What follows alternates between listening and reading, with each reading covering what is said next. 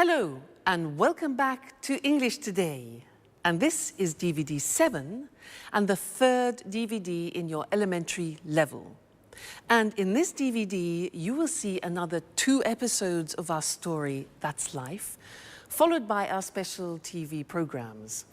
In the cinema program, they will be talking about the Sundance Film Festival, followed by a debate about e-learning. Then, in the grammar section, we will study more about adjectives, in particular, the comparatives and the superlatives. So, happy studying. Well, guys, why don't we go to the cinema tonight? That's a great idea. What's on? Well, there's the new film with Schwarzenegger. That should be good. You're joking, right? No, I'm not. What would you suggest? How about going to the disco? The disco. Are you crazy, Alice? That's not even music. That's simply noise. Come on, Peter. It's Saturday night. We have to do something special. Something exciting.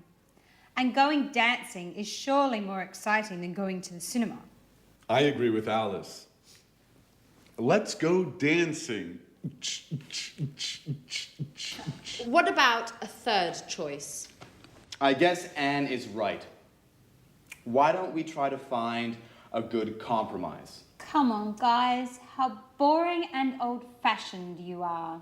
And you are more frivolous than I am, Alice. Come on, guys. Don't argue now, please. Let's vote on it. Well, Alice and I want to go dancing. Peter and Anne don't. How about you, Sharon? I don't know. Well, the disco is probably more entertaining than the cinema. Great. Okay, guys. 3 against 2. Let's go dancing.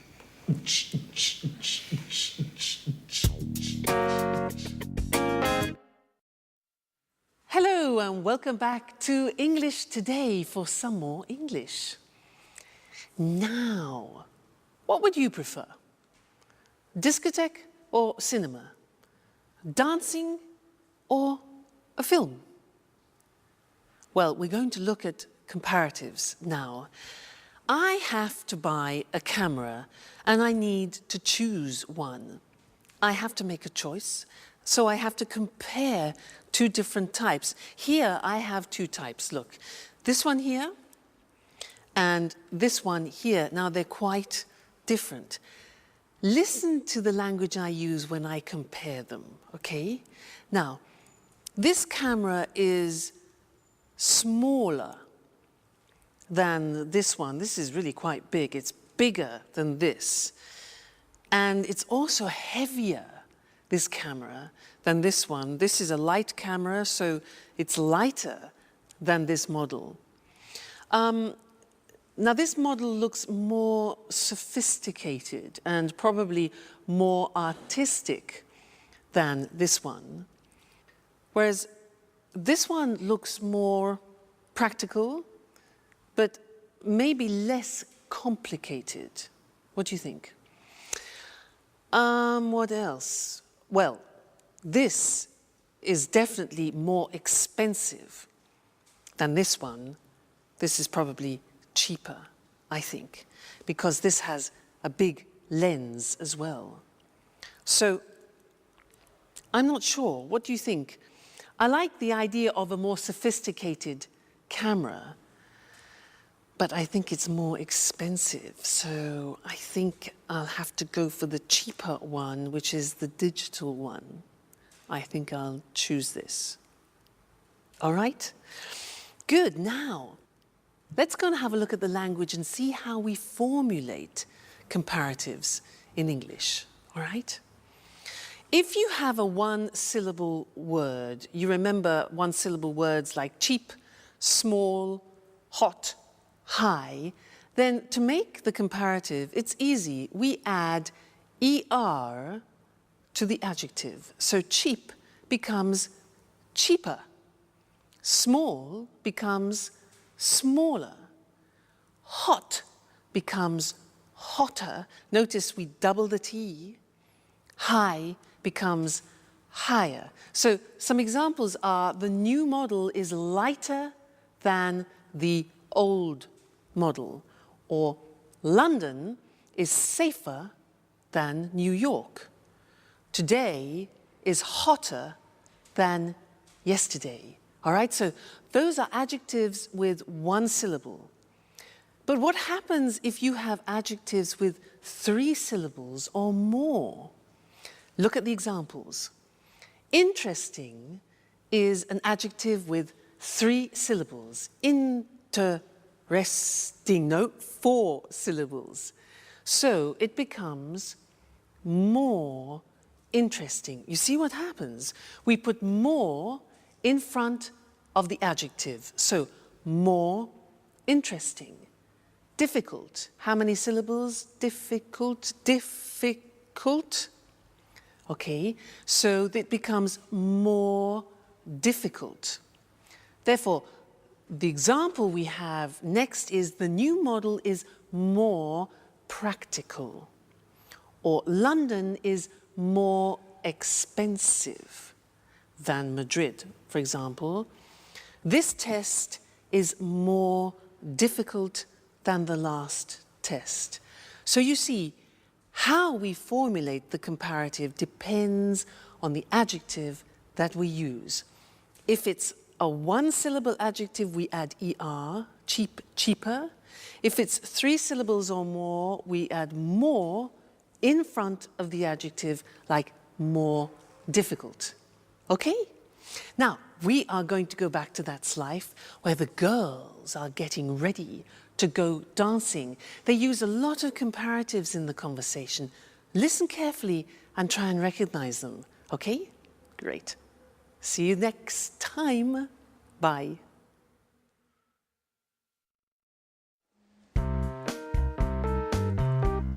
Here's my party hat. How do you like it? You look great. I envy you. Hats really suit you. Well, I envy your room, Anne. But with all this traffic, how do you sleep? Oh, I'm used to it.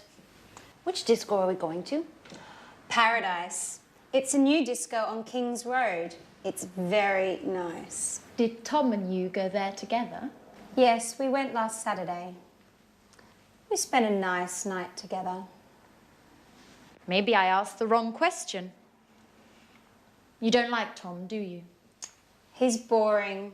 Very boring. Besides, he's an Aries and he talks too much. Last night, for example, he showed me all the pictures of his holiday in the Alps. He talked for an hour about the mountains. But I hate the mountains. Why do you say that? The mountains are beautiful and spectacular. I prefer the beach. It's more relaxing and entertaining. Oh, I don't know. I think the beach is more boring than the mountains. Why do you say that? Well, think about it. Lying on the beach every day, it's much more interesting to be walking in the countryside. Yes. But it's usually colder in the mountains. I think the beach is also more romantic. Girls, stop talking nonsense. How do I look? You look very pretty, Alice. Thanks, Sharon, but you look better than me. No, how can you say that? You're much more tan than I am. Yes, but you are in better shape. And me? How do I look? You are very pretty too, Anne. I'm sure I'm not nearly as beautiful as you. Come on, guys. Stop making stupid comparisons. Let's just say that we're all different. Hey, girls. Okay, are you ready? I need your advice. Which shirt is better according to you? The red one, it's much better than the blue one for a disco night. And you, Sharon? What do you think? Well, I think The red one is funnier, while the blue one is more professional. I prefer the blue one. So, girls, which shirt should I put on? I told you, the red one. With that one on, you'll look more macho. Yes, macho. That's the right word. Really? Macho? I like it. Okay, I'll put on the red shirt. Do you agree with Alice, Sharon, about being macho, I mean? Come on, Jack. It's late. The disco's waiting for us.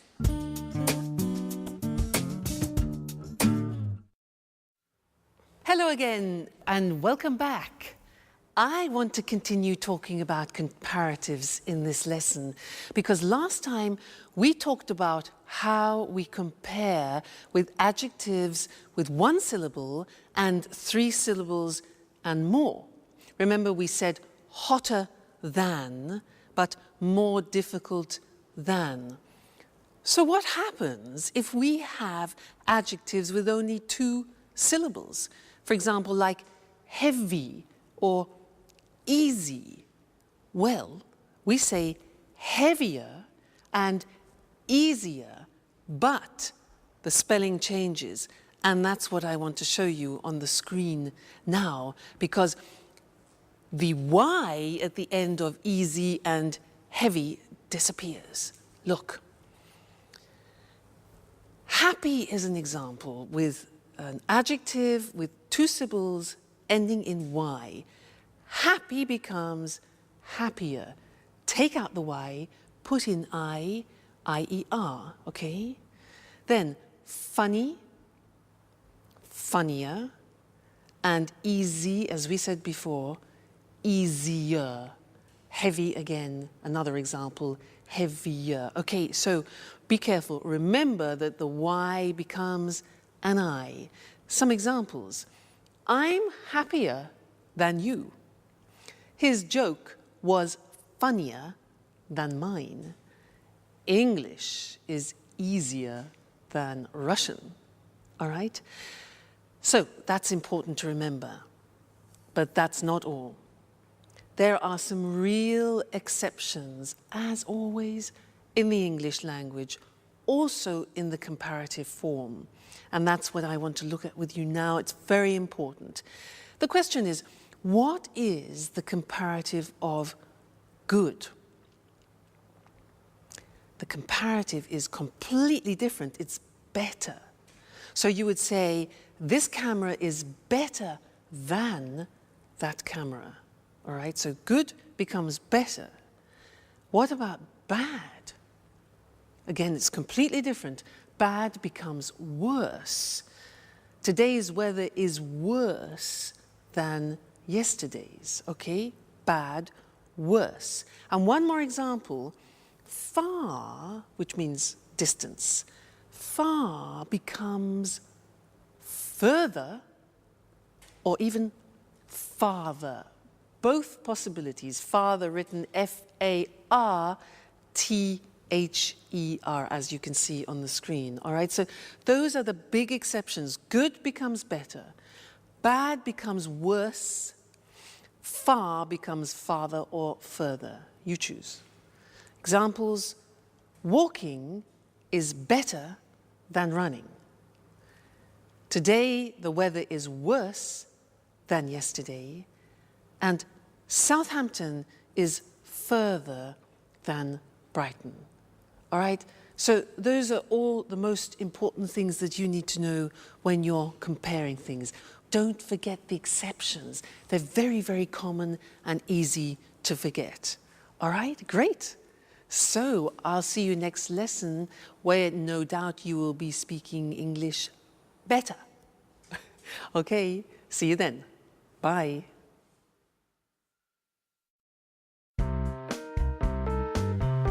So, Tom, which do you think is the best? I think Prague is the most interesting. Are you sure? I think Vienna is more exciting than Prague. Yes, but it's certainly the most expensive tour. It doesn't matter. My father is going to pay for everything. And what about Madrid?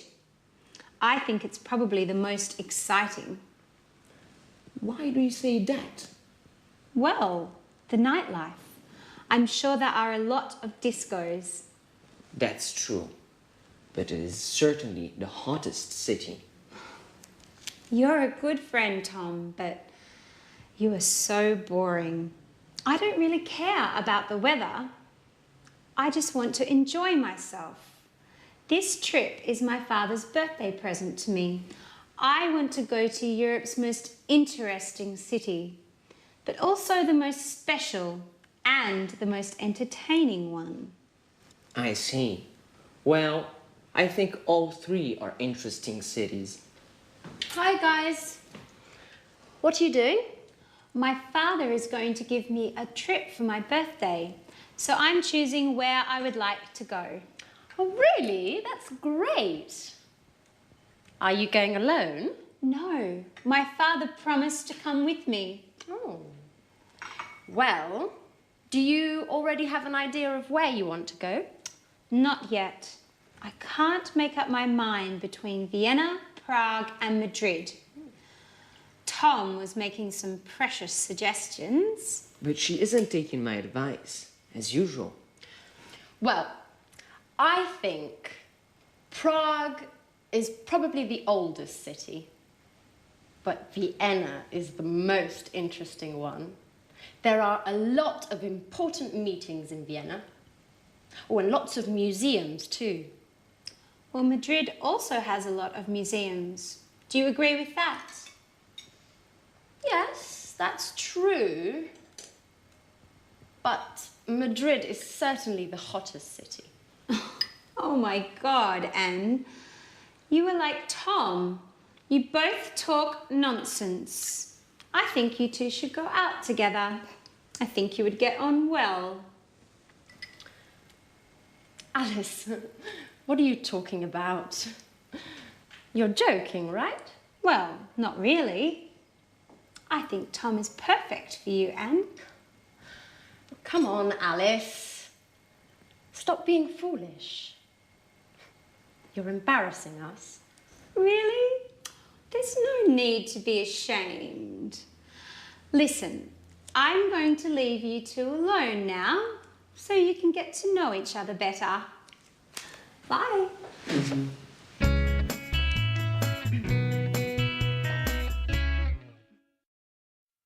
Hello again. Now that's an interesting couple. Tom, who is an obsessive museum goer, Anne, who is an obsessive cleaner. Put them together, and what have you got? The cleanest museum in the world. Now, the cleanest is an example of the grammar form of the superlative, and that's what I want to look at with you now. I want to give you some examples, so listen carefully to what I say, all right? Good. So, good morning, ladies and gentlemen. Are you having problems opening your bottles? Well, I have the solution for you. Here it is. A revolutionary bottle opener. This is a bottle opener. Have you been using these old models like this and been having problems? Well, this is the most intelligent and the most revolutionary bottle that you can find. Bottle opener, it's called, okay? So, how does it work? You take your bottle of wine. You open it up like this. You open it here. You put it on the top of the bottle, like that, over the cork. Then, in this position, you see, hold it strong. Take the lever like this and you pull over like that. Okay? Takes a little bit of effort, but not like that one. Then, you push it back, and what happens? Bingo! Out comes the cork. Then, the same action, hold it tight, pull it over, the cork comes out, and we are ready to drink. This is, ladies and gentlemen, the most effective, the newest, the quickest, the smartest and the most revolutionary bottle opener that you will ever find. And it's the most economical. It's the cheapest. It only costs €20 for you. So buy one today and let's pour some wine and toast to the most superlative bottle opener in the world. Cheers. That's nice. Great. That was the superlative. Let's go and see it on the screen. Nice wine. Now, when we have an adjective with one syllable, like cheap, what we do is we add the at the beginning to make it superlative, and then we add est to the adjective. Look at the examples. It's the cheapest, the newest, the quickest, the smartest bottle opener in the world. Okay, so the plus est at the end. Now, if the adjective is 2 or 3 or more syllables, it changes, as I said, and it becomes the most effective. Now, the adjective doesn't change, but in front of it we put the most effective. It's the most economical bottle opener. It's the most beautiful, it's the most revolutionary bottle opener. Okay, so again, be careful. Is it a 1-syllable adjective? Is it a 2 or 3 or 4-syllable adjective? Because it changes. Great.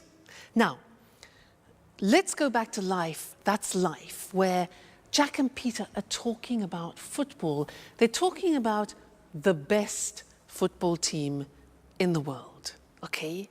And I'll see you later. Cheers.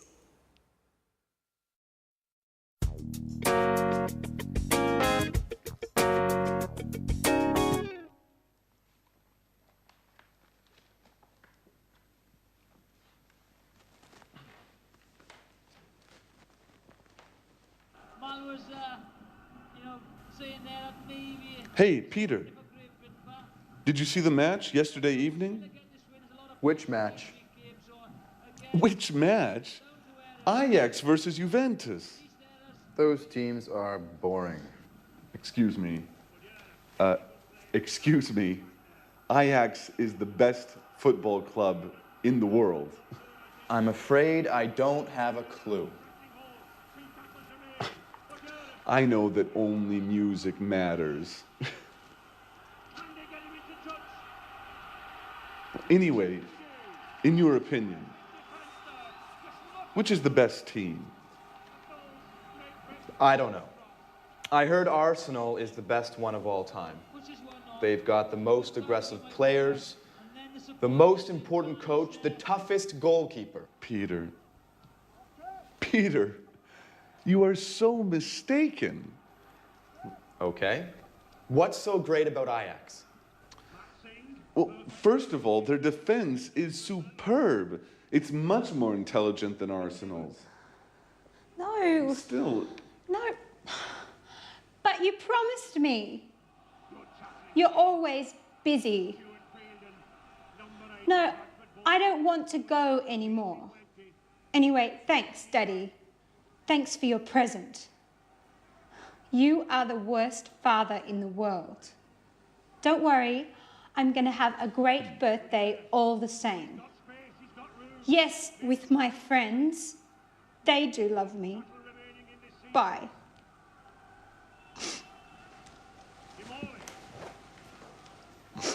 is everything okay, Alice? No, nothing is okay. My father keeps on being the same. Oh, come on, Alice. Don't cry, please.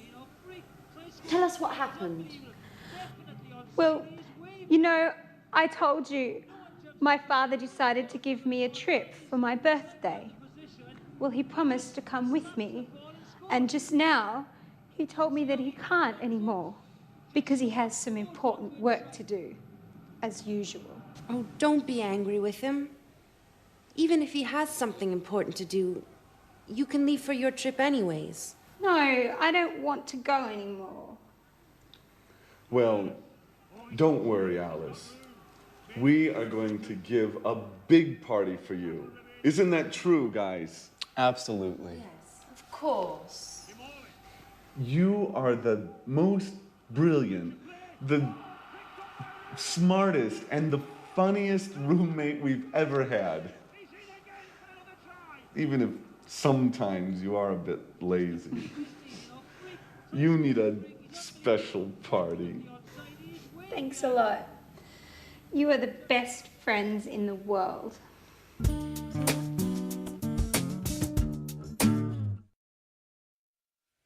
Hello again. Now, you know, Mr. Monkey reminds me of Jack. He's obsessed with football, but he's very sweet. Did you hear what he said to Alice? He said, "You're the most brilliant roommate we've ever had." That's really sweet. And did you hear them talking about football? Well, I don't know what you thought. They said, this was Jack, he said, "Ajax is the best football team in the world." Debatable. Alice said her father was the worst father.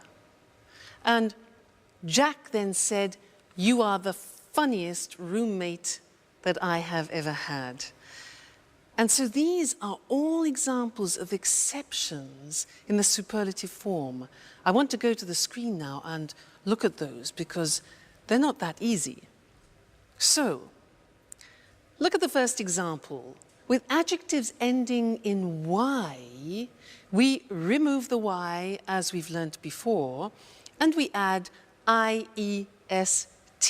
So, funny becomes the funniest. Easy becomes the easiest.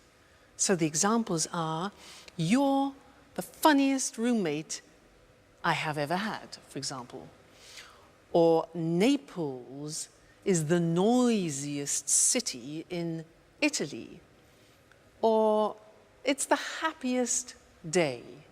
All right, so those are two-syllable adjectives ending in Y. Now look at the exceptions. Remember, we have already learned that good, bad, and far are exceptions in the comparative. Well, look at the superlative. Good in the superlative becomes the best. So it's good, better, the best. Bad in the comparative is worse, remember? The superlative is the worst. Notice the T. Bad, worse, the worst. Don't forget to pronounce the T. And then far, the comparative we said was farther or further, and the superlative form is the farthest or the furthest. Okay? So, those are the three most important exceptions. You need to learn those by heart because words like good and bad we use every day. So try and memorize them, all right? And I'll see you in the next lesson. Bye. Good morning, good morning. Welcome to this week's edition of Talk Cinema. Here in the studio with me is Sanjeev Gupta, our cinema expert. Good morning, Sanjeev. Good morning. Well, Sanjeev, what are you talking about today? Today I want to talk about the Sundance Film Festival. Sounds interesting. I've heard of the Sundance Festival. What exactly is it? Well, to put it simply, Sundance is a festival for independent films and people interested in them. Okay. Can you explain what an independent film is?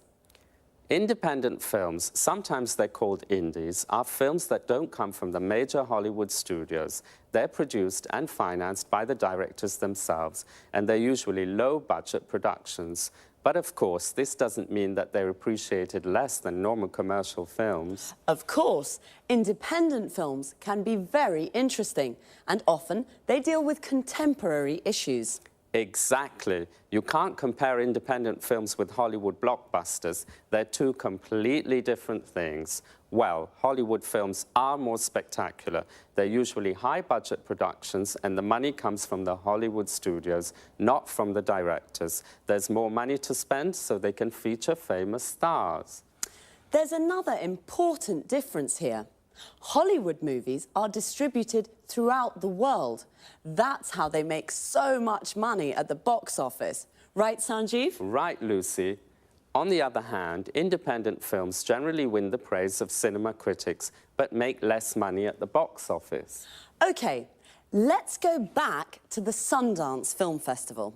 Well, this festival has nothing in common with the Oscars night in Los Angeles, but it is the most important film festival in the world for independent films. It's important because it promotes the work of many young directors. When did the festival start? Robert Redford organized the first festival 25 years ago. The festival takes its name from Sundance Kid, the character Robert Redford plays in the film Butch Cassidy and the Sundance Kid. Today, the Sundance is divided into two sections. The main section is called the American Competition and is for American films and documentaries. The second section is the World Cinema Competition. This is for all other films. You know, Sundance is great fun. In addition to the films, there are parties and concerts and also special meetings for film students. Well, the Sundance Festival sounds fun. It's smaller and younger than other film festivals. There aren't lots of Hollywood stars. The awards aren't as prestigious as the Oscars, but it's an important festival. Right, Sanjeev? Right, and don't forget, it's great fun. OK, thank you, Sanjeev. And goodbye. Goodbye. Goodbye, and see you next week for another edition of Talk Cinema. So, the Sundance Festival takes its name from the Sundance Kid, the character that Robert Redford plays. A character is a person in a film. And we say that an actor plays a character. And let's have a look at some of the vocabulary and expressions we use to talk about films. There are independent films and Hollywood blockbusters. First of all, what is an independent film? It's a low-budget production that is not produced or financed by a major Hollywood studio. Major means big and important. A low-budget production is a film made with little money. And what's a Hollywood blockbuster? It's a high-budget production that is produced and financed by a major Hollywood studio. A high-budget production is a film made with lots of money. To produce a film means to make a film, and to finance a film means to find the money to make a film.